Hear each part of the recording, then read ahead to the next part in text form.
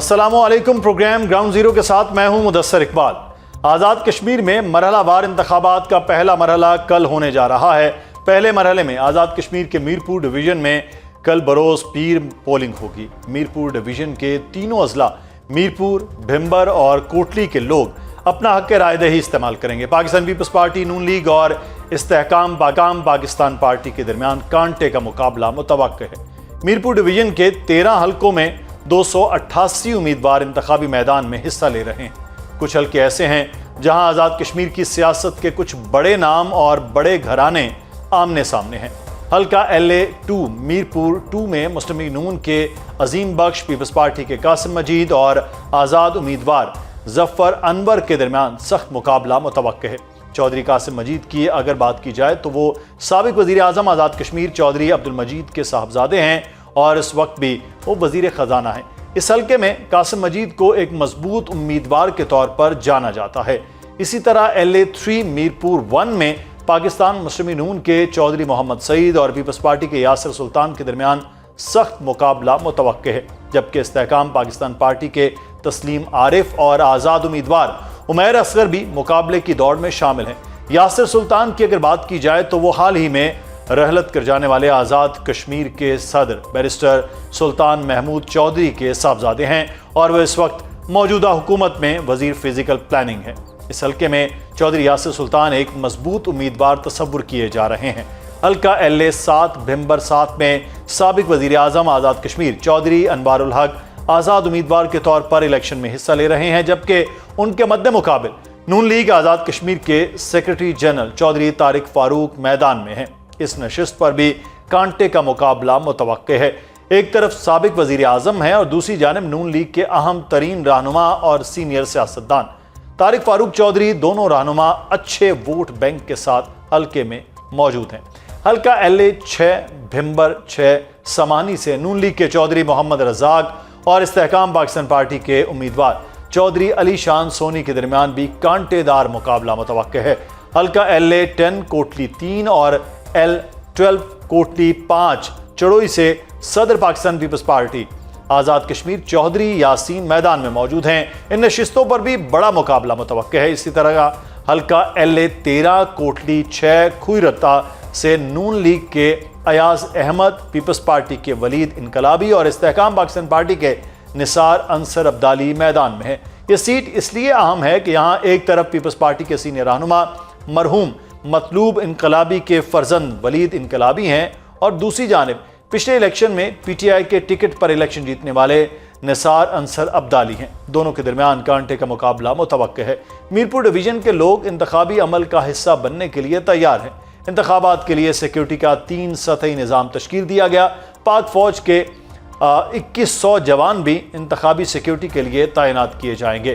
انتخابات سے قبل پاکستان پیپلز پارٹی اور نون لیگ کے سینئر قیادت نے کشمیر میں بھرپور انتخابی مہم کی۔ وفاق میں اتحادی ہونے کے باوجود کشمیر میں الیکشن مہم کے دوران دونوں جماعتوں نے ایک دوسرے پر بھرپور تنقید کی۔ انتخابی مہم کے دوران پاکستان پیپلز پارٹی پر بڑی کرپشن کا الزام عائد کیا، لیکن جب اس حوالے سے رانا ثناء اللہ سے سوال کیا تو نہ تو وہ اس دعوے کو کھل کر دفاع کر سکے اور نہ ہی جواب دے سکے، بلکہ وہ اس سوال پر بھی برہم ہو گئے۔ کشمیر میں جاری انتخابی مہم کے دوران پنجاب حکومت کی جانب سے مظفر آباد شہر کو 10 گرین بسوں کے تحفے کو بھی تنقید کا سامنا ہے۔ چیئرمین پاکستان پیپلز پارٹی بلاول بھٹو زرداری نے آج اپنے ویڈیو پیغام میں کہا کہ عوام کے لیے بننے والی چیز عوام کو تحفہ نہیں ہوتا، یہ عوام کا حق ہوتا ہے۔ ان کا کہنا تھا کہ وہ کشمیر کے عوام کو حق حاکمیت، حق ملکیت اور حق روزگار دلوانا چاہتے ہیں۔ کشمیریوں کو حقوق مل جائیں تو انہیں ایسے تحفے کی ضرورت نہیں ہوگی۔ عوام کے پیسے سے بننے والی چیز کسی سیاستدان کا تحفہ نہیں ہوتا، عوام کا حق ہوتی ہے۔ میں کشمیر کے عوام کو حق حاکمیت، حق ملکیت اور حق روزگار دلوانا چاہتا ہوں، وہی حقوق جو ہر پاکستانی شہری کو حاصل ہے، تب انہیں اس قسم کی تحفے کی ضرورت نہیں ہوگی۔ دوسری جانب کالعدم جوائنٹ عوامی ایکشن کمیٹی نے ایک بار پھر جمہوری عمل کی راہ میں روڑے اٹکانے کے لیے کل 27 جولائی کو راولاکوٹ سے مظفر آباد کی جانب مارچ کا اعلان کر رکھا ہے۔ کالعدم جوائنٹ عوامی ایکشن کمیٹی نے میرپور ڈویژن کے لوگوں کو 26 جولائی کو میرپور سے راولاکوٹ کی جانب مارچ کرنے کی کال دی، جسے عوام نے مسترد کر دیا۔ کالعدم جوائنٹ عوامی ایکشن کمیٹی انتخابی عمل کے دوران کشمیر میں بے امنی پھیلانے کے در پہ ہے، جس کے تانے بانے بھارت سے جا ملے ہیں۔ وفاقی وزیر اطلاعات عطا تارڑ نے آج پریس کانفرنس کرتے ہوئے کہا کہ ڈیجیٹل مارکیٹنگ سروس والے ایک شخص کو کچھ عرصہ قبل سیکیورٹی اداروں نے گرفتار کیا۔ اس شخص کی جانب سے فراہم کی جانے والی ڈیجیٹل سروسز کے تانے بانے انڈیا سے ملتے تھے۔ دوران تفتیش اس نے بتایا کہ اسے ملنے والا مواد آزاد کشمیر میں جوائنٹ ایکشن کمیٹی سے تھا۔ ساتھ ہی انہوں نے یہ سوال بھی اٹھایا کہ اگر یہ کشمیر کے ساتھ اتنے ہی مخلص ہیں تو پھر یہ الیکشن کیوں نہیں لڑتے؟ کہ یہ اگر اتنے مخلص ہیں کشمیر کے ساتھ اور کشمیر کاز کے ساتھ، یہ الیکشن کیوں نہیں لڑتے؟ یہ انتخابی عمل کا حصہ کیوں نہیں بنتے؟ اور جو مذموم سازش جس کا یہ حصہ ہیں اور جس کو یہ آگے لے کے چل رہے تھے، آج کوئی شک و شبہ نہیں ہونا چاہیے کسی بھی پاکستانی کو کہ اس کے تانے بانے بھارت سے ملتے ہیں، اور ہمارے پاس اب اس کے ناقابل تردید شواہد موجود ہیں۔ وفاقی وزیر عطا تارڑ نے پاکستان کے زیر انتظام کشمیر میں موجود عدم استحکام کے پیچھے بھارت کا ہاتھ ہونے کا ثبوت فراہم کیا ہے، جبکہ بھارت میں چلنے والی حالیہ تحریک کے پیچھے پاکستان کا ہاتھ ثابت کرنے کے لیے بھارت کوئی ثبوت فراہم نہیں کر سکا۔ بھارتی الزامات پر اب بھارت کے شہری خود ہی سوال اٹھانے لگے ہیں۔ بھارت کے کھوکھلے الزامات اکثر مودی سرکار کی مشکلات بڑھا دیتے ہیں، اور اب ایک بار پھر ایسا ہی ہو رہا ہے۔ اور دوسری جانب پاکستان نے صرف دعویٰ نہیں کیا بلکہ کشمیر میں سیاسی عدم استحکام کے لیے بھارتی ناپاک عزائم کے شواہد بھی سامنے رکھتی ہیں۔ اس سب کے بعد کالعدم جوائنٹ عوامی ایکشن کمیٹی کے لانگ مارچ کے اعلان کے باوجود کل میرپور ڈویژن میں الیکشن ہونے جا رہا ہے۔ انتخابی میدان سجنے کو تیار ہے۔ اب دیکھنا یہ ہوگا کہ کون سی جماعت میرپور ڈویژن میں کامیابی کا جھنڈا گاڑے گی۔ اس سب پر بات کریں گے۔ ہمارے ساتھ موجود ہیں احمد اعجاز صاحب، تجزیہ کار بھی ہیں، لیکن ساتھ ہی ساتھ ڈیٹا جو الیکشن کا ہے اس کے بڑے ایکسپرٹ ہیں، ان کے ڈیٹے کے حوالے سے بات کریں گے۔ عبدالجبار ناصر صاحب ہمارے ساتھ موجود ہیں، الیکشن ڈیٹا کے بڑے انالسٹ ہیں۔ جی بی الیکشن پہ بھی ہم ان سے بات کی تھی، بہت سے الیکشن کی جو ان کی پریڈکشنز تھیں وہ تقریباً وہ صحیح ثابت بھی ہو گئیں۔ اور ہمارے ساتھ طاہر ملک صاحب موجود ہیں، تجزیہ کار ہیں۔ طاہر ملک صاحب آپ کا بہت شکریہ۔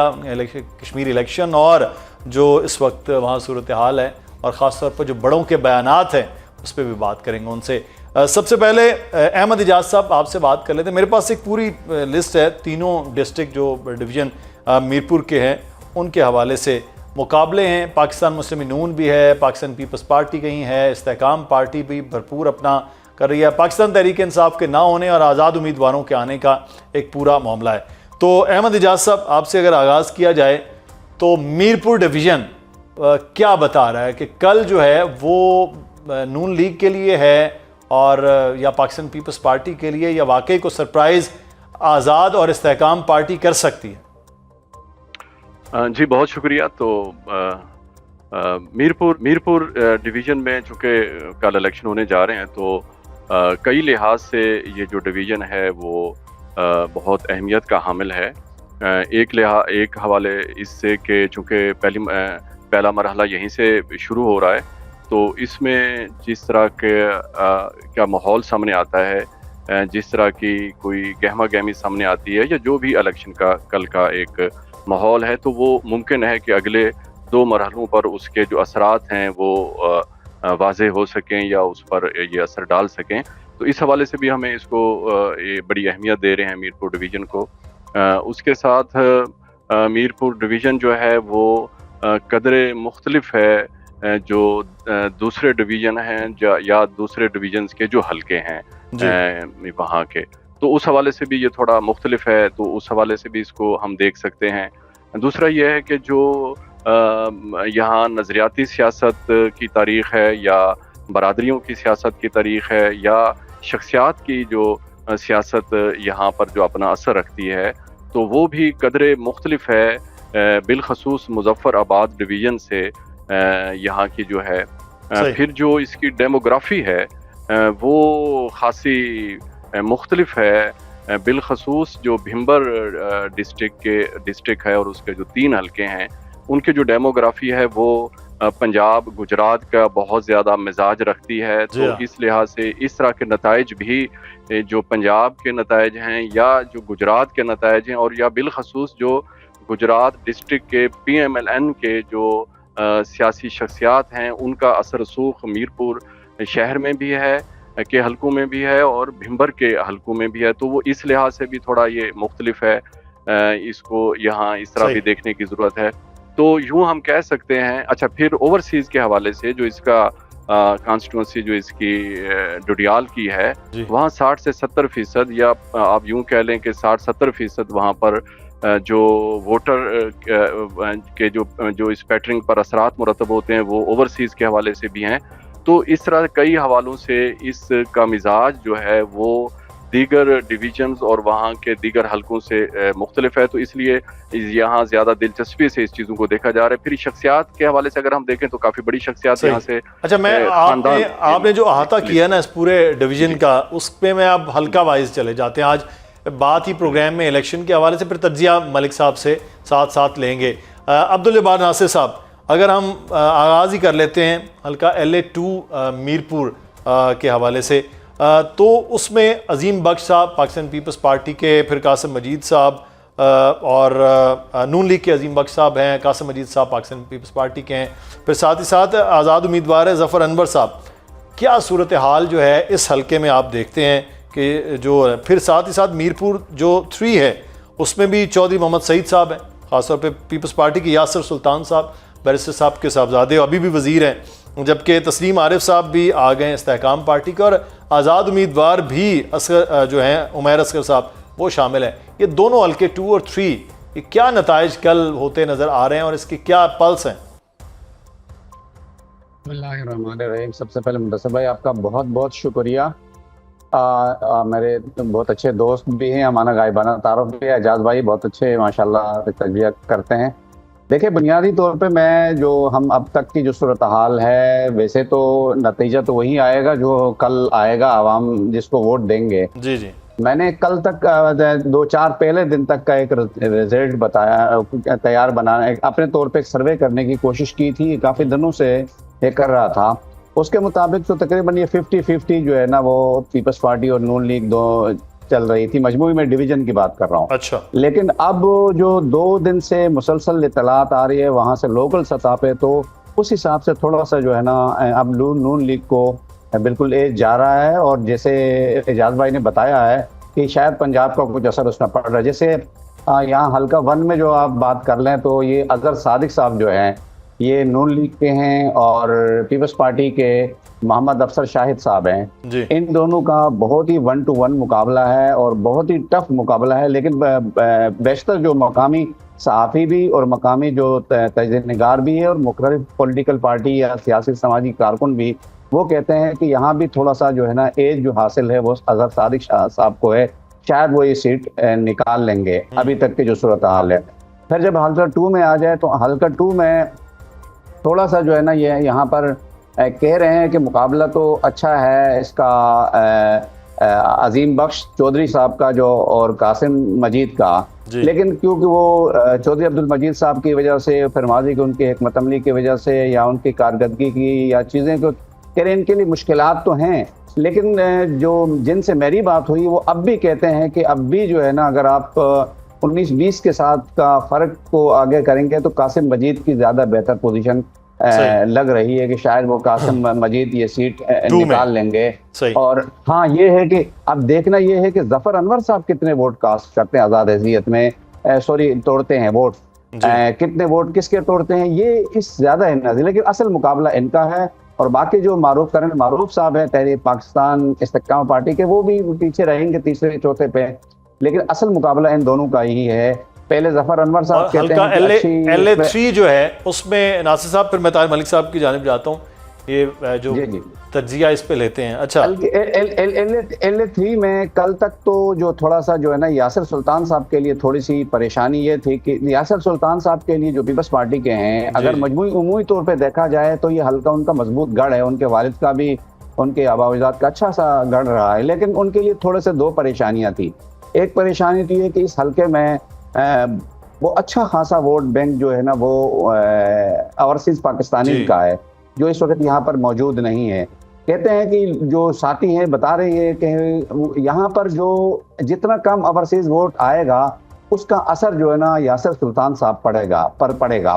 कल तक की पोजीशन ये थी कि यहाँ एक और जो चौधरी अब्दुल मजीद साहब के दूसरे साहिबजादे थे मोइज़ मजीद, وہ یہاں پر وہ بھی پیپلز پارٹی کے، یہ بھی پیپلز پارٹی کے، وہ آزاد حیثیت میں الیکشن لڑ رہے تھے، تو اس کی وجہ سے تو کہہ رہے کہ یہ کہا جاتا تھا کہ شاید چودھری محمد سعید صاحب جو نون لیگ کے ہیں وہ یہ سیٹ نکال لیں گے، لیکن آج جب معیز مجید صاحب جو ہے نا وہ یاسر سلطان صاحب کے حق میں، تو یہ معیز مجید صاحب جو ہے نا یہ دستبردار ہو گئے ہیں یاسر سلطان صاحب کے حق میں، تو اب یہاں بھی ٹف آپ کہہ رہے ہیں کہ کمپٹیشن جو ہے وہ اب ٹف یہاں بھی نظر آتا ہے. جی ہلکا کا ایج دے سکتے ہیں آپ.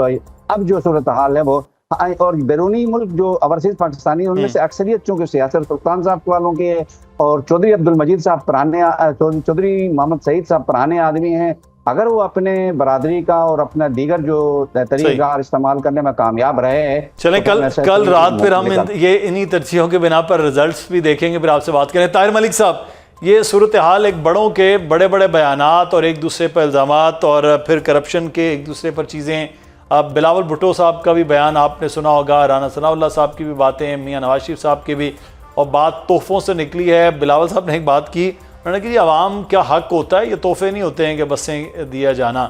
یہ جس قسم کے سخت بیانات دونوں جانب آئے ہیں، ایک طرف وہ شیر و شکر بھی ہوتے ہیں، پھر سخت بیانات بھی الیکشن میں ہوتے ہیں. کشمیر کا جو پلس ہے وہ آپ کو کس طرح سے نظر آ رہے ہیں ان الیکشن کو دیکھ کے؟ ایک تو یہ جو آپ ڈویژن ڈسکس کر رہے ہیں، یہ سابق صدور اور سابق وزیر اعظم کشمیر کے کسی ڈویژن میں اس حد تک ایک ڈویژن میں نہیں رہے. یہاں سردار یعقوب ہوں، بیرسٹر سلطان ہوں، چودھری انوار الحق ہوں، تو بہت سارے چودھری مجید ہوں جو سابق وزرائے اعظم ہیں، صدور ہیں، وہ اس ڈویژن سے رہے. دوسرا جو اب یہ روایتی ہماری انتخابی سیاست ہوتی ہے کہ پولرائزیشن کو اور شارپ کرنے کے لیے سیاسی عصبیت کو یہ کیا جاتا ہے، لیکن اگر میں جائزہ لوں تو اس وقت دیکھیں کہ وہاں پہ ان انتخابات سے قبل ایک رائٹس کی موومنٹ تھی، ہم اس سے ایگری کریں یا نہ کریں. وہ ایک مین کشمیر کا ایشو ہے کہ انٹرنیٹ وہاں پہ سست روی کا شکار ہے، سسپینڈڈ ہے، اور وہ دوسری چیزیں. تو اس صورتحال میں میاں نواز شریف نے کوئی پوزیشن نہیں لی، مریم نواز نے کوئی پوزیشن نہیں لی. انہوں نے ڈیولپمنٹ پر کمپین کی، موٹر وے کی بات کی، انہوں نے الیکٹرک بسز کی، انہوں نے سندھ کے اندر بیڈ گورننس کو ٹارگٹ کیا. مسلم لیگ نون کا جو فورٹے ہے وہ بھی ڈیولپمنٹ کا ماڈل ہے، اس کو انہوں نے اجاگر کیا. اور اگر آپ بلاول بھٹو کی کمپین دیکھیں تو اس کے اندر ہمیں کچھ چیزیں ایسی نظر آئی ہیں کہ جو رائٹس کے حوالے سے ہیں، سوشل کانٹریکٹ کے حوالے سے ہیں. انہوں نے وہاں پہ بات کی، ایک ٹروتھ اینڈ ریکنسیلیشن کمیشن کی، انہوں نے مہاجرین سیٹوں کی بات کی. تو دونوں میں ایک آپ کو نظر آتا ہے کہ پیپلز پارٹی روایتی طور پہ کانسٹیٹیوشنل چیزوں کو اجاگر کرتی ہے اور نون لیگ ڈیولپمنٹ کے پرسپیکٹو کو. جو اس وقت نون لیگ کا میں سمجھوں گا کہ ان کا جو المیہ ہے وہ یہ ہے کہ جو کشمیر میں چیزیں ہوئی ہیں ایسی اور کچھ وزراء کے بیان، وہ ان کی کمپین پر اثر انداز ہو رہے ہیں. ڈیمیج کنٹرول کے لیے رانا ثناء اللہ گئے ہیں وہاں پہ، وہ گئے ہیں، خواجہ سعد رفیق گئے ہیں، خود میاں نواز شریف گئے ہیں. جی لیکن اگر آپ مسلم لیگ نون کے کینڈیڈیٹ ہیں پورے کشمیر میں، تو آپ کو جو لوگوں کی وہاں مقامی لوگوں کے تحفظات ہیں، یہ نفرت کا سامنا کرنا.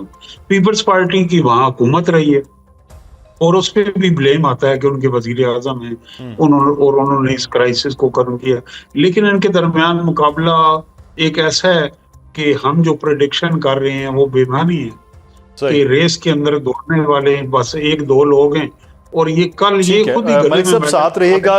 پاکستان پیپلز پارٹی کے جو سینئر رہنما ہیں زمان قاہرہ صاحب، وہ الیکشن کے معاملات بھی ادھر دیکھ رہے ہیں اور بالکل ان کے ہمسائے میں یعنی کہ بھمبر بھی ضلع ان کے ساتھ بالکل لگتا ہے، وہ ہم ان سے بھی بات کرتے ہیں. قاہرہ صاحب بہت شکریہ آپ کے وقت کا. پاکستان پیپلز پارٹی نے بھی بھرپور زور لگایا، نون لیگ نے، باقی تمام سیاسی جماعتوں نے الیکشن کے حوالے سے تینوں ڈویژنز کا بڑا ایک الگ الگ مزاج رہا ہے ماضی میں بھی، لیکن یہ ایسا ڈویژن ہے جس میں بھرپور قسم کے صدور اور وزرائے اعظم اس ڈویژن میں رہے ہیں اور آپ کے اپنی بڑی سیٹیں رہی ہیں. کل کے حوالے سے کس طرح سے پر امید ہیں آپ؟ پیپلز پارٹی روایتی طور پہ نظاموں سے ہمیشہ کامیاب رہی ہے. پچھلے انتخابات میں بھی ہماری یہاں سے اچھی سیٹیں تھیں اور اس دفعہ بیرسٹر صاحب کا جو پارٹی ہے وہ بھی ہمارے ساتھ شامل ہوئی ہے. اور کچھ موجودہ جو حالات ہیں اس کا تقاضا بھی یہی ہے کہ انشاءاللہ ہم توقع کر رہے ہیں کہ پیپلز پارٹی واضح اکثریت سے یہاں سے سیٹیں جیت کے نکلے. تو قاہرہ صاحب یہ فیز وائز جو الیکشن ہوا ہے، فیز وائز الیکشن میں آپ کی جماعت کو بہرحال تحفظات تھے اس پہ، یہ فیز وائز الیکشن کوئی اثرات ہوں گے اس کے اگلے آنے والے ڈویژن کے، جو اگلا ڈویژن ہوگا پھر اس کا تیسرا مرحلہ ہوگا، اس پر آپ سمجھتے ہیں کہ ایک ہی ہونے چاہیے تھے؟ جی ہونے تو ایک ہی چاہیے تھے، اور ہم نے تو یہ بھی کہا تھا کہ وہاں کچھ عرصے کے لیے انتخاب کو آگے کر لیا جائے، اس پہ بھی ہمارے تحفظات تھے، لیکن جب نہیں کیا گیا ہم سمجھتے تھے کہ مخصوص حالات کی نسبت پہلے حالات کو ذرا بہتر کر کے چیزیں بڑھائی جائے۔ جب وہ نہیں مانی گئی تو ہم نے اس تحفظات کے باوجود الیکشن میں حصہ لیا، اور اب ہم یہ کہہ رہے ہیں کہ یہ ایک ہی وقت میں ہوتے تو اچھا تھا، لیکن ان حالات میں جو فیصلہ کیا گیا ہے شاید وہاں کی مخصوص سچویشن کے اوپر یہ ایک ٹیمپریری ارینجمنٹ کے طور پہ تو ہے، پرماننٹ ارینجمنٹ نہیں ہے، کیونکہ پرماننٹ تو ہمارے ملک کے اندر جو انتخابات کا پروسیس ہے وہی کشمیر کے اندر ہے، اور وہ ایک فیز میں ہوتے ہیں، اور الیکشن والے دن الیکشن کا رزلٹ پریزائڈنگ افسر اناؤنس کر کے نکلتا ہے۔ صحیح، اگر یہ بات اپنی جگہ درست ہے کہ اسپل اوور ایفیکٹ ہوگا اگر اس ڈویژن کے رزلٹ اناؤنس کر دیے جاتے ہیں تو اگلے الیکشن کے اوپر اس کے اثرات ہوں گے، اور اگر نہیں کیے جاتے اور الیکشن کو پروسیس کو سارے کو سیل کر کے رکھ لیا جاتا ہے تو ہمارے الیکشن کمیشن کے اوپر ہمیشہ ہی سوال رہے ان کی کارکردگی کے اوپر۔ اس الیکشن میں بھی مسلم لیگ جس طرح الیکشن کے چند دن قبل وہاں پہ مخصوص پروجیکٹس یا لیپ ٹاپس یا بسز یا یہ جو ہسپتالوں کے منصوبے ہیں یا جو ایمبولینسز ہیں یہ دے کے جس طرح لوگوں کو اٹریکٹ کر رہی ہے، الیکشن کمیشن نہیں بولا، اور الیکشن کمیشن ہمارے کا وہ اعتماد کا لیول نہیں ہوتا۔ تو اللہ کرے اس وقت ضرورت سمر کی ہے کہ بالکل فیئر الیکشن ہو، کیونکہ وہاں پہ جو احتجاج ہو رہا ہے وہ اس وقت دبا ہوا ہے، وہ اس وقت بیٹھ گیا ہے، لیکن اگر تو عوام کی رائے سے حکومت منتخب ہوتی ہے اور اس کو حکومت کا حق دیا جاتا ہے جس کو ووٹ ملتے ہیں تو وہ عوامی یہ سبھار کو ٹیکل کرنے میں کامیاب ہو جائیں گے۔ اور اگر یہ ہوا کہ اس الیکشن پہ سوال اٹھ گئے اور الیکشن کے رزلٹ کو جماعتوں نے چیلنج کیا تو پھر بدقسمتی سے جو بھی حکومت بنے گی جیسی بھی بنے گی وہ اپنا اخلاقی معیار کھو بیٹھے گی، اور پھر ہڑتالیوں کو دوبارہ موقع ملیں گے، یہ ان کے عمل کو اسٹرینتھن کرنے کا سبب بنیں گے۔ تو اس وقت بالکل ایبسولوٹ فیئر الیکشن کرا کے جس کو اکثریت ملتی ہے اس کو حکومت بنانے کا حق بننا۔ لیکن قاہرہ صاحب یہ گلگت بلتستان کا بھی الیکشن ہوا اور ان الیکشن میں بھی بار بار آپ تحفظات کا اظہار کر رہے تھے، الیکشن کے ڈے میں بھی، بلکہ آپ سے جب بات بھی ہوئی اور اس سے پہلے بھی پاکستان مسلم نون کا یہ کل رات ایک صاحب سے بات ہو رہی تھی، وہ کہہ رہے پاکستان پیپلز پارٹی اعتراضات ہی کر رہی ہوتی ہے الیکشن ہو، الیکشن سے پہلے یا الیکشن کے ڈے میں۔ تو ابھی آپ کے یہ بار بار الیکشن کمیشن کے اوپر بھی پاکستان مسلم نون کی وفاق کی حکومت یا پنجاب کی حکومت جو کر رہی ہے اس پر اعتراضات ہوتے ہیں، جی بی میں بھی الیکشن ہوئے، آپ بڑی جماعت بن کے آ گئے، ادھر پھر آپ کے وہی تحفظات کیوں ہیں؟ دیکھیے ہمارے تحفظات نہیں، اگر میں کہہ رہا ہوں کہ بسز کا اعلان تو کیا ہوا، بسز وہاں نہیں پہنچائیں گی 4 دن پہلے؟ اگر میں کہہ رہا ہوں لیپ ٹاپ اسکیم تو آج کل لیپ ٹاپ نہیں بانٹے جا رہے، اگر میں کہہ رہا ہوں کہ ایمبولینسز کا وہاں پہ لالچ دیا گیا ہے تو یہ وہ چیزیں ہیں جو ہوئی ہیں، سامنے ہیں، ٹھیک، یہ ہمارے تحفظات نہیں ہیں۔ صحیح، تو جو چیز دیکھنے کی ہے وہ یہ، ہاں اگر صرف پیپلز پارٹی ایسے ہی فضول میں اعتراض کر رہی ہے بالکل اگنور کریں، لیکن دیکھیں تو صحیح کہ پیپلز پارٹی کہہ رہی ہے۔ اور دوسری بات یہ ہے کہ ہم تحفظات کے باوجود الیکشن میں حصہ لیتے ہیں، پیپلز پارٹی نے تحفظات کے باوجود جی بی میں حصہ لیا، ہماری 12 سیٹیں آئیں، ان کو کم کیا گیا۔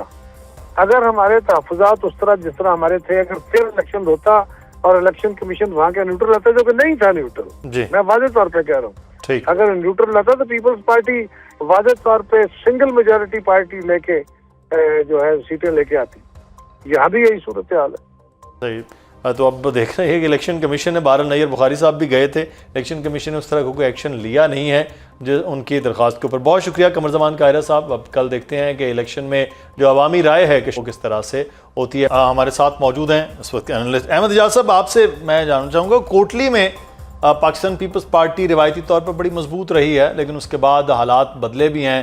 اب ان کے اپنے پریزیڈنٹ جو آزاد کشمیر ہیں وہ وہاں پر الیکشن ہے. کوٹلی ضلع کس جانب، وہ اس کے اوپر بھی آپ سمجھتے ہیں کہ اثرات ہیں پنجاب کی سیاست کے، یا مختلف ہے معاملہ؟ دیکھیں، اس جب ہم ڈویژن کی بات کر رہے تھے تو ہم دیکھ رہے تھے کہ جو پنجاب سے مراد جو ہے گجرات، جی اور گجرات، لالا موسیٰ، کھاریاں، گجرات ڈسٹرکٹ سے ہم بولتے ہیں. چونکہ گجرات ڈسٹرکٹ کا معاملہ یہ ہے کہ ان کے جو سیاستدان ہیں وہ ان کا بہت یہاں ان خاندانوں کے ساتھ وابستگی ہے. پھر خاندان ایک جیسے بیٹھے ہوئے ہیں، برادریاں ایک ہیں، برادریاں ایک جیسی ہیں. تو اس حوالے سے پھر بالخصوص گجرات کے ہم سب لوگوں کا نہیں کہہ سکتے، بالخصوص چودھری عابد رضا کوٹلہ صاحب جو پی ایم ایل این کے سابق ایم این اے ہیں 2 دفعہ کے، اور اس وقت گوجرانوالہ ڈویژن کے وہ پریزیڈنٹ بھی ہیں. تو ابھی حالیہ عرصے میں اگر ہم دیکھیں تو وہاں پر جو برادریوں کے درمیان جو تعلقات میں جن کے درمیان اختلافات تھے، تو ابھی کچھ دنوں میں پچھلے 2-3 ماہ کے اندر چودھری عابد رضا نے وہاں بہت وقت دیا اور ایسے خاندانوں کے درمیان جو ہے وہ تعلقات کو استوار کیا، صلح کروائی. تو اس طرح جو وہاں کی جو صورتحال ہے وہ اس پر وہ اثر انداز ہوئے ہیں. یعنی کہ پی ایم ایل این کے امیدوار وہاں پر، پی ایم ایل این کے جو رہنما ہیں پنجاب کے، گجرات کے، وہ وہاں پر اثر انداز ہوئے. لیکن چونکہ جو کوٹلی کی آپ بات کر رہے ہیں تو کوٹلی میں بھی چونکہ جو خاندان ہیں جو اس کے میرپور ڈویژن کے، وہ تقریباً ایک جیسے خاندان ہیں. یعنی کہ جاٹ ہیں، راجپوت ہیں، گجر ہیں، یہ بڑی وہاں کی جو برادریاں ہیں. اور یہی برادریاں جو ہے گجرات اور عید سے ملحقہ علاقے منڈی بہاؤدین وغیرہ میں بھی موجود ہیں. جو کوٹلی ہے یہاں پر جو ہے وہ چودھری جو یاسین ہے وہ 2 حلقوں سے یہاں سے الیکشن لڑ رہے ہیں. تو ایک اور امیدوار جو وہاں کافی مضبوط ہیں وہ جاوید جو ہے وہ بڑھانوی صاحب ہیں، یہ LA9 سے ہیں. اور یہاں سے جو پی ایم ایل این کے جو امیدوار ہیں وہ عمیر نعیم ہیں. ان کا خاندان وہ بڑا تاریخی ہے، بڑی سیاست میں ان کے خاندان کا حصہ ہے. آزاد کشمیر کی پوری جو آزاد جموں کشمیر کی جو پوری وہ ہے، چونکہ یہ سردار سکندر حیات کا آبائی حلقہ بھی ہے. اور یہ عمیر نعیم جو ہیں یہ سردار سکندر حیات کی خاندان میں سے ہیں. ان کے بھائی نعیم جو سردار نعیم ہیں وہ الیکشن لڑتے رہے، آپ ان کے بیٹے ہیں. تو اس حوالے سے پیپلز پارٹی جو چودھری یاسین کی شکل میں تو یہاں ہے، مضبوط ہے. لیکن اگر ہم دونوں حلقوں میں دیکھیں جہاں سے چودھری یاسین الیکشن لڑ رہے ہیں تو دونوں حلقوں میں ان کے مقابلے بڑے سخت ہیں. ایک چودھری محمد یوسف کے ساتھ ہے، وہ استحکام پاکستان پارٹی میں ہے. مقابلہ اتنا آسان نہیں ہے، بالکل صاحب کے لیے بڑا سخت ہے. اچھا میں آگے جی میں ناصر صاحب آپ سے، عبدالجبار ناصر صاحب، یہ ایک اور مقابلہ بھی ہے، وہ انقلابی اور ابدالی، یعنی ولید انقلابی صاحب کا اور انصر ابدالی صاحب کا. تو یہاں کھوئی رٹا میں وہ کوئی کیا سچویشن ہو گئی؟ استحکام پارٹی یا پھر یہاں پر بھی پیپلز پارٹی کے چانسز ہیں؟ نہیں دیکھیں، یہاں پر اگر ہم یہ بات کر لیں، یہ آپ کوٹلی 6 اور LA13 کی بات کر رہے ہیں. جی یہاں پر چند روز پہلے کی بات کرتے تو یہاں آپ کہہ سکتے تھے کہ نثار انصر ابدالی صاحب کا جو ہے نا بہت اچھا چانس ہے. لیکن چونکہ راجہ شاداب صاحب جو آزاد امیدوار تھے وہ کافی اچھی پوزیشن میں جا رہے تھے، وہ اب نون لیگ کے حق میں، جو نون لیگ کے ایاز احمد صاحب ہیں، ان کے حق میں دستبردار ہو گئے. ان کی دستبرداری کے بعد یہاں پر کافی ٹف مقابلہ ہوگا اور 1 to 1 یہاں مقابلہ ہے. ولید انقلابی صاحب کا مجھے نہیں لگتا ہے کہ وہ شاید مقابلے ہوں. اصل جو مقابلہ ہوگا اب جو ہے وہ مقابلہ ہوگا ایاز احمد صاحب اور نثار انصر ابدالی صاحب کا. یہاں پر یہ پوزیشن ہے کیونکہ راجہ شاداب صاحب کے بارے میں کہا جاتا ہے کہ ان کا اچھا اثر رسوخ بھی ہے، ان کا خاندانی اثر رسوخ بھی ہے، ان کا ووٹ بینک بھی مضبوط ہے. یہی وجہ ہے کہ اصل مقابلہ ابتدا میں 1 ہفتہ پہلے تک یہ کہا جاتا تھا کہ اصل مقابلہ جو ہوگا وہ نثار انصر ابدالی صاحب اور شاداب صاحب کا ہوگا. لیکن چونکہ اب شاداب صاحب وہاں سے دستبردار ہو چکے ہیں تو اب یہاں پر جو ہے نا مسلم لیگ نون اور پاکستان تحریک پاکستان استحکام پارٹی کے اس کے درمیان مقابلے کا زیادہ امکان ہے. صحیح. اچھا طاہر ملک صاحب، یہ استحکام پارٹی کچھ لوگ تو وہ ہوئے جو پاکستان تحریک انصاف کا حصہ تھے، وہ لوگ آ گئے، لیکن بہت سے لوگ ہیں جو آزاد حیثیت میں بھی PTI کے لوگ تھے، انہوں نے الیکشن لڑ لیا. جماعتی طور پر الیکشن میں جماعت نہیں آئی ہے، تو پی ٹی آئی کا ووٹر جو ہے وہ آپ سمجھتے ہیں کہ وہ نہیں نکلے گا؟ جیسے کچھ لوگ یہ ہے نا، کچھ نہ کچھ حلقوں میں تو جوائنٹ عوامی ایکشن کمیٹی کے ساتھ بھی لوگ ہیں کہ وہ ووٹ نہ ڈالیں، تو یہاں کیا اثرات آپ دیکھتے ہیں تینوں اضلاع میں، میرپور ڈویژن میں، کہ پاکستان تحریک انصاف کے نہ ہونے سے فائدہ کس کو ہوگا، نقصان کس کا ہوگا؟ دیکھیں، تحریک انصاف ایک نئی جماعت ہے وہاں، اور جو مسلم کانفرنس پرانی جماعت ہے، پیپلز پارٹی پرانی جماعت ہے، مسلم کانفرنس کے بعد وہاں مسلم لیگ نون بنی، تو تحریک استحکام میں وہ لوگ ہیں جو ان مین پارٹیوں سے جنہیں ٹکٹ نہیں ملا، اور ان میں سردار تنویر الیاس صاحب ہیں مثلاً اس پروفائل کے، کہ جو ذاتی اثر و رسوخ کچھ حد تک رکھتے ہیں۔ لیکن یہ جو ہم ڈسکس کر رہے ہیں ابھی، ہم نے دیکھا کہ یہاں سردار سکندر حیات مرحوم کی بات ہوئی، ان کی پارٹی میں ڈویژن ہے، فیملی میں ان کے بیٹے جو پچھلی گورنمنٹ میں منسٹر بھی تھے، ان کو ٹکٹ نہیں ملا۔ تو یہ جو ہم ساری ڈسکشن کر رہے ہیں، اس سے مجھے یہ تاثر آ رہا ہے کہ جیسے کہ 1985 کا الیکشن ہو رہا ہے غیر جماعتی، یا پھر یہ کوئی بلدیاتی سطح کا الیکشن ہے۔ تو یہ کشمیر کا المی ہے کہ ہم 2026 میں جس طرح کے تجزیہ کار گفتگو کر رہے ہیں، تو اس طرح لگتا ہے کہ ایک کوئی آزاد ریاست کا نہیں، بلکہ گلی محلے کے کونسلر کے، وہ جی ان کا خاندان ہے، ان کا رکھ رکھاؤ ہے، ان کا اثر و رسوخ ہے، ان کی برادری۔ بھائی نیچے کیا ہو رہا ہے؟ نیچے یہ ہو رہا ہے کہ آپ ان پارٹیز کی ویڈیو دیکھ لیں، اگر کشمیر نہیں جا سکتے، نون لیگ اور پیپلز پارٹی میں مجھے کوئی نوجوان بندہ سرکل لگا کے بتائیں کہ 50+ مجھے لوگ نظر آ رہے ہیں، نوجوان نہیں نظر آ رہے۔ تو ہماری آنکھیں کھلنی چاہیے ان انتخابات سے۔ سر ہم تو 50+ والوں کو بھی نوجوان سمجھتے ہیں، پاکستان میں تو 70 سال پلس کے بھی نوجوان لیڈر ہیں۔ دیکھیں وہ نوجوان تو ایسے ہی ہے نا، جس طرح عابد شیر علی یوتھ ونگ کے ہیں اور کیپٹن صدر ہیں، لیکن ریاض فتحانہ ہے اس میں تحریک انصاف۔ میں صرف یہ کہہ رہا ہوں میں صرف یہ کہہ رہا ہوں کہ جو عابد رضا کوٹلہ صاحب بااثر ہیں، وہ پچھلے الیکشن میں وہ خود وہاں ہار گئے اپنی سیٹ، ٹھیک ہے، وہ گجر برادری سے تعلق رکھتے ہیں، لیکن کشمیر کی سیاست میں 3 چیزیں ہوئی ہیں، 3 چیزوں میں برادری نیٹ ورک بریک ہو گئی۔ لوگ یہ نہیں ہے کہ آپ جٹ ہیں، گجر ہیں، راجے ہیں، راجپوت ہیں تو این بلاک آپ کو ووٹ پڑے گا، وہ بریک ہو گئے۔ دوسرا، فورن ویلتھ، 12 لاکھ کشمیری باہر ہے، چاہے وہ وہاں کریم اوپر چلا رہا ہے، آڈ جابز کر رہا ہے، لیکن اس کے $500 یا 500 پاؤنڈ جو ہر مہینے پاکستان آتے ہیں، اس نے انڈیپینڈنٹ انکم سٹریم کی ہے۔ اور تیسری بات، ہائر ایجوکیشن، کشمیر کے اندر 3 یونیورسٹیاں بنے ہیں، اور خیبر سے کراچی تک اور اسلام آباد سے لے کے پشاور تک کوئی ایسی یونیورسٹی نہیں ہے جہاں کشمیری اسٹوڈنٹ نہیں ہے، لڑکے اور لڑکی ہیں۔ ہائر ایجوکیشن کی ریچ بڑی ہے، سوشل میڈیا کی ریچ بڑی ہے، انڈیپینڈنٹ انکم سٹریم ہوئی ہے۔ یہ نئے ٹرینڈز ہیں، ان کو اگر میاں نواز شریف کو نظر نہیں آ رہے، آصف زرداری کو نظر نہیں آ رہے، تو یہ ایک ایکسرسائز ان فیوٹیلٹی ہوگی۔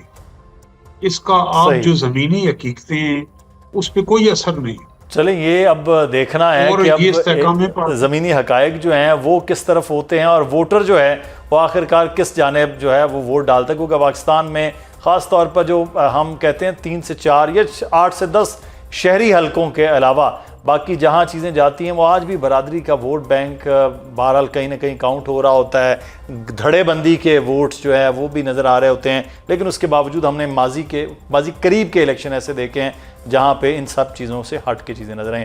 بہت شکریہ تینوں آپ کا، آپ ہمارے ساتھ موجود تھے۔ مشرق وسطیٰ میں جاری جنگ، امریکہ کے ایران پر مسلسل حملوں، ایران کے جوابی حملوں اور بے یقینی کی صورتحال میں پاکستان کے لیے ایک حوصلہ افزا اور بڑی خبر سامنے آئی ہے۔ پاکستان اور کویت کے درمیان دفاعی تعاون کے اہم معاہدے کی باضابطہ منظوری دے دی گئی، جس کے تحت دونوں ممالک کے درمیان عسکری اور سیکیورٹی کے مختلف شعبوں میں تعاون کو مزید فروغ دیا جائے گا۔ کویت نے پاکستان کے ساتھ دفاعی تعاون کے معاہدے کی باضابطہ منظوری دے دی۔ کویتی سرکاری گزٹ کویت اليوم میں جاری حکم نامے کے ذریعے 11 جون 2023 کو دونوں ممالک کے درمیان طے پانے والے معاہدے کی توثیق کی گئی۔ معاہدے کے تحت پاکستان اور کویت کے درمیان عسکری تربیت و تعلیم، لاجسٹک تعاون، فوجی اہلکاروں اور تکنیکی ماہرین کے تبادلے، سائنسی و تکنیکی شعبوں اور عسکری انٹیلیجنس سمیت مختلف شعبوں میں تعاون کو فروغ دیا جائے گا۔ معاہدے پر عمل درآمد کے لیے دونوں ممالک انتظامی پروٹوکولز اور سالانہ پروگرامز تیار کریں گے، جبکہ باہمی رابطے اور نگرانی کے لیے دونوں ممالک کے وزراء دفاع کے نامزد نمائندوں پر مشتمل مشترکہ عسکری کمیٹی بھی قائم کی جائے گی جو سال میں ایک بار اجلاس کرے گی۔ معاہدے میں خفیہ معلومات کے تحفظ کو بھی یقینی بنایا گیا ہے اور دونوں فریقین ایک دوسرے کی فراہم کردہ حساس معلومات متعلقہ ملک کی تحریری اجازت کے بغیر کسی تیسرے فریق کو فراہم نہیں کر سکیں گے۔ اس کے علاوہ طے شدہ سرکاری دوروں کے دوران میزبان ملک وفود کے اندرونی سفری اخراجات، رہائش اور ہنگامی طبی علاج کے اخراجات برداشت کریں گے، جبکہ معاہدے سے متعلق کسی بھی تنازع کو دونوں ممالک باہمی مشاورت کے ذریعے حل کریں گے۔ پاکستان اور سعودی عرب کے درمیان بھی دفاعی تعاون کا ایک اہم معاہدہ موجود ہے جس کے تحت دونوں ممالک کے درمیان دفاعی اور سیکیورٹی شعبوں میں تعاون جاری ہے۔ اسی تناظر میں پاکستان نے جمعرات کے روز یمن کے حوثی باغیوں کو دی گئی اپنی تنبیہ کا اعادہ کرتے ہوئے اپنے سمندری مفادات پر کسی بھی حملے کو سرخ لکیر قرار دیا۔ پاکستانی وزارت خارجہ کے مطابق ایسے کسی بھی حملے کو پاکستان پر حملہ تصور کیا جائے گا۔ پاکستان نے سعودی عرب کو اپنی مکمل حمایت کا یقین دلاتے ہوئے بندب کی اہم سمندری گزرگاہ سے جہازوں کی بلا تعطل آمد و رفت یقینی بنانے کے لیے ریاض کے ساتھ مل کر کام کرنے کے عزم کا بھی اظہار کیا۔ امریکی صدر ڈونلڈ ٹرمپ نے ایران کے خلاف ممکنہ فوجی کارروائی کے حوالے سے اپنی حکمت عملی میں بظاہر لچک کا مظاہرہ کرتے ہوئے حملے کے ایک منصوبے کی منظوری دینے سے انکار کر دیا اور فوج کو کارروائی نہ کرنے کی ہدایت کی۔ امریکی نیوز ویب سائٹ ایکزیوس کے ذرائع کے مطابق گزشتہ 2 ہفتوں سے ٹرمپ روزانہ فوج کی جانب سے پیش کیے جانے والے حملوں کے منصوبوں کی منظوری دے رہے تھے، تاہم جمعے کے روز انہوں نے ایسا کرنے کے بجائے حملے روکنے کا حکم دیا۔ اس کے باوجود ٹرمپ نے واضح کیا کہ امریکہ کے پاس ایران کے خلاف کارروائی جاری رکھنے یا اسے مزید شدت دینے کی مکمل صلاحیت موجود ہے، تاہم ان کا کہنا ہے کہ موجودہ صورتحال میں ایران کے ساتھ معاہدہ کرنا زیادہ دانشمندانہ حکمت عملی ہے۔ ٹرمپ کے مطابق امریکہ اور ایران کے درمیان بات چیت جاری ہے اور وقت گزرنے کے ساتھ ایرانی فریق مذاکرات میں زیادہ سنجیدگی کا مظاہرہ کر رہا ہے، جبکہ امریکہ کسی بھی فوجی کارروائی کے لیے مکمل طور پر تیار ہے۔ ٹرمپ کے اس بیان کے بعد عالمی منڈی میں خام تیل کی قیمتوں میں بھی کمی ریکارڈ کی گئی۔ ان سب معاملات پر بات کریں گے، ہمارے ساتھ موجود ہیں ایشیا ون نیوز کے بیورو چیف انس ملک۔ بہت شکریہ انس آپ کے وقت کا۔ ایران امریکہ جو کنفلکٹ ہے، کویت بھی ہم یہ دیکھ رہے ہیں کہ وہ ایک وکٹم کے طور پر ہے۔ پاکستان اور کویت کے درمیان معاہدہ تو آپ نے بلکہ خبر بھی دی سوشل میڈیا کے ذریعے کہ یہ 2023 جون جو ہے اس میں ہوا، لیکن یہ کیبنٹ نے اس وقت جو اس کی منظوری دی ہے، اناؤنس جو کیا گیا ہے کیبنٹ سے، یہ کتنا معنی خیز ہے اس صورتحال میں جب خلیج میں ایران اور امریکہ کنفلکٹ چل رہا ہے؟ بہت بہت شکریہ مدثر صاحب فار ہیونگ می آن دی شو۔ دیکھیں بالکل یہ 11 جون 2023 کو یہ معاہدہ ہوا تھا۔ 11 ایریاز جو ہیں، 11 نکات کو یہ کور کرتا ہے، جس میں جو دونوں سائڈ کی جو ملٹریز ہیں ان کی ٹریننگ اور ان کے ساتھ ساتھ ایجوکیشن کے حوالے سے، پھر ملٹری کوآپریشن ہے دونوں مسلح افواج کے درمیان میں، اس کے بعد لاجسٹکس کی کوآپریشن ہے ان کے آپریشنز کے حوالے سے، پھر ایکسپرٹس جو ملٹری فیلڈ کے جو ایکسپرٹس ہیں ان کا تبادلہ ہوگا، سائنٹیفک اور ٹیکنیکل ریسرچ کا تبادلہ ہوگا، ملٹری اور اسٹریٹجک اسٹڈیز کی جو ہے ان کا تبادلہ ہوگا، الیکٹرانک سسٹمز اور کمیونیکیشنز ان کا تبادلہ ہوگا، پھر میکینیکل انڈسٹریز جو ملٹری کی ہیں ان کا تبادلہ ہوگا، ملٹری کی میڈیا گائیڈنس ہے، اور پھر انٹیلیجنس شیئرنگ ہے۔ یہ 11 ایریاز جو ہیں وہ کی ایریاز آف کوآپریشن تھے۔ ساتھ میں یہاں یہ بتانا ضروری ہے کہ یہ 2023 میں ہوا، 2026 کے اندر 2003 سال بعد جو ہے اس کو ریٹیفائی کیا گیا۔ اس کی ٹائمنگ بڑی سگنیفیکنس ہے۔ اب جب یہ نوٹیفائی کر دیا گیا ہے تو یہ فوراً ہی نافذ العمل ہو گیا ہے، پہلی بات۔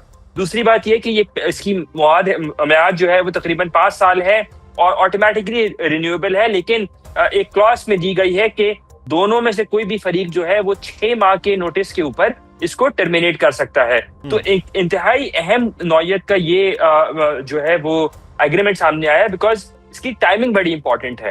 3 سال کیا بیوروکریٹک ڈیلے تھا، یا اب جو جنگ کے حالیہ تناظر کے اندر ایران امریکہ تنازع ہوا ہے اور اس میں پھر کویت میں جس طرح امریکی اڈوں کے اوپر حملہ کیا جا رہا ہے، کویتی انفراسٹرکچر بھی اٹیک ہو رہا ہے، تو وہ بھی ایک سگنل کے طور پہ دیکھا جا سکتا ہے۔ پھر ہمیں یہ ذہن میں رکھنا ہوگا کہ اس ماہ کے اوائل میں کویت کے وزیر خارجہ نے پاکستان کا دورہ کرنا تھا اور وہ دورہ ان کا نہیں ہو سکا ان کی انٹرنل کنسیڈریشنز کی وجہ سے۔ اس کے بعد کویتی وزیر خارجہ اور پاکستان کے وزیر خارجہ سینیٹر محمد اسحاق ڈار کی ٹیلی فونک کانورسیشن بھی ہوئی تھی اور وہ جو دورہ تھا وہ بعد کے لیے رکھا گیا ہے. تو میرے خیال سے اس کی جو ٹائمنگ ہے وہ بڑی سگنیفیکینس ہے اور وہ ریٹریٹ کرتی ہے پاکستان میں وہ as a net security stabiliser جو کانفیڈنس ہے اس کو ریٹریٹ کرتی ہے کہ کسی نہ کسی طرح خطے کے ممالک جی سی سی کے ممالک خاص طور پہ پاکستان کا اس طرح کا معاہدہ ایک سعودی عرب کے ساتھ بھی تھا جس کو اسٹریٹجک میوچل ڈیفنس ایگریمنٹ میں کنورٹ کیا گیا. اسی طرح کا ایک معاہدہ قطر کے ساتھ بھی ہے. پاکستان قطری بحریہ اور قطری آرم فورسز کو بھی ٹرین کرتا ہے. تو یہ خطے میں تیسرا اہم ملک ہے جس نے پاکستان کے ساتھ اس طرح کا معاہدہ کیا ہے. صحیح. اچھا اس معاہدے کے بعد کی سچویشن کیا ہوگی اس پہ بات کریں گے, لیکن کویت کی اگر بات کر لیتے ہیں تو وہ ڈوئل وکٹم ہے. ہم یہ دیکھتے ہیں کہ اس کے پاس جب میزائل فائر ہونا شروع ہوتے ہیں اور آبِ ہرمز بند ہو جاتا ہے تو اس کے پاس صرف ایک ہی راستہ ہے اور وہ ہے آبِ ہرمز. باقیوں کے پاس کوئی نہ کوئی آلٹرنیٹ روٹ ہے اور کویت بالکل جیم ہو جاتا ہے. تو کویت سب سے زیادہ افیکٹ ہوتا ہے. اس معاہدے کے بعد آپ سمجھتے ہیں کہ اس کے لیے کم از کم کوئی بریدنگ سپیس نظر آئے گا, کچھ چیز ہوگی؟ دیکھیں مجھے نہیں لگتا کہ اس وقت اس معاہدے کے ذریعے کوئی بریدنگ سپیس اس طرح سے نظر آئے گی. پوسچرنگ کویت کی سائڈ سے ضرور کی گئی ہے کیونکہ جب پاکستان اور سعودی عرب کا اسٹریٹجک میوچل ڈیفنس ایگریمنٹ ہوا تھا, اسٹریٹجک معاہدہ ہوا تھا باہمی شراکت داری اور دفاع کا, اس تناظر کے اندر کافی بقیہ ممالک بھی جو ہیں وہ آئے تھے اور انہوں نے کوشش کی تھی. کویت سے بات چیت کا سلسلہ تھا, بحرین سے بات چیت کا سلسلہ تھا, قطر کے حوالے سے رپورٹ سامنے آئی. اب سننے میں یہ آ رہا ہے, سفارتی ذرائع کا یہ کہنا ہے کہ آئندہ آنے والے ہفتوں میں پاکستان سعودی عرب اور ترکیہ کا جو ٹرائلیٹرل ایگریمنٹ ہے جو دفاع کے حوالے سے وہ شاید سائن ہو جائے. تو ایک بریدنگ سپیس اس طرح سے مجھے ہوتی ہوئی نظر نہیں آتی, لیکن پوسچرنگ ضرور ہے کویت کی جانب سے کی جا رہی ہے کہ وہ تیار ہے کہ کسی ایگریمنٹ میں آنے کے لیے. انس جو ایک چیز اور ہے, ایران جو ہے وہ پاکستان کو بہت زیادہ ویلیو کرتا ہے. وہ عوامی سطح پر بھی آپ نے دیکھی, آپ وہاں موجود رہے, ہم نے یہ دیکھا کہ وہ ریاستی سطح پر بھی ہے اور وہ لیڈرشپ کی سطح پر بھی وہ ویلیو ہے کہ ایران نے سعودیہ پر کسی قسم کا کوئی حملہ اس کے بعد نہیں کیا ہے جب سے پاکستان کا خاص طور پر ایک بڑا زبردست قسم کا جیسچر آیا ہے. اب کویت کے ساتھ بھی پاکستان کا یہ پیکٹ ہو گیا ہے. تو یہاں بھی کچھ چیز آپ سمجھتے ہیں کہ جیسے بحرین پر حملے ہوتے ہیں, قطر پر حملہ ہوا ہے, باقی ممالک پر, تو کویت پہ اب ایران کی جانب سے اس طرح کے حملے نہ ہوں؟ مجھے نہیں لگتا کہ ابھی فار ایران جو ہے وہ حملے کویت پر روک دے گا. ابھی تو ایران نے ویسے ہی حملے روک دیے ہیں. دونوں سائڈوں نے, دونوں فریقین کی جانب سے اس بات پر کہا گیا ہے کہ وہ جنیوا, دوحہ یا اسلام آباد میں بات چیت کے لیے تیار ہیں. اور ایکزیوس کے مطابق پریزیڈنٹ ٹرمپ نے بھی یہ بریدنگ ونڈو دی ہے تاکہ سفارتکاری اور بات چیت کو ایک موقع دیا جائے. ایک بہت بڑی کنسیڈریشن ان حملوں کے اس تناظر میں دیکھنی جانی چاہیے کہ اگر اسرائیل اس پورے معاملے کے اندر دوبارہ ایک پارٹی بن کے ابھرتا ہے. آنے والے ہفتے کے اندر بنجمن نیتن یاہو کا واشنگٹن ڈی سی کا دورہ ہے اور اس دورے کی جو آؤٹ کم ہوگا اس کی بڑی سگنیفیکنٹ بیئرنگ ہوگی. لیکن اگین حملے شاید کم ہو سکتے ہیں لیکن رکیں گے نہیں, کیونکہ ایران کا موقف اس معاملے میں بڑا کلیئر ہے کہ جو بھی لاجسٹیکل بیس استعمال ہوگا جس بھی ملک سے ہوگا, چاہے وہ کویت ہو, چاہے وہ متحدہ عرب امارات ہو یا خطے کا کوئی اور ملک ہو, وہ اس جگہ کو وہاں سے ہی ریٹیلیٹ کریں گے. جی صحیح. اچھا 2 دن سے ہم دیکھ رہے ہیں ایران اور امریکہ اب حملے جو ہے وہ ختم ہو گئے. ایون ایران نے بھی کہا کہ اگر امریکہ کی جانب نہیں ہوں گے تو وہ بھی نہیں کریں گے. ٹرمپ نے بھی منظوری نہیں دی ہے اس طرح سے حملے کے حوالے سے. تو کیا آپ کوئی سمجھ رہے ہیں کہ جو ڈپلومیسی کو سپیس ملے گی اور سچویشن جو ہے وہ انفولڈ ہوگی اور پھر سے بات چیت اور معاملات آگے بڑھ پائیں؟ 26 جولائی ہے اور 17 اگست سے پہلے بات چیت کا سلسلہ دوبارہ ریزیوم ہونا ہی ہے.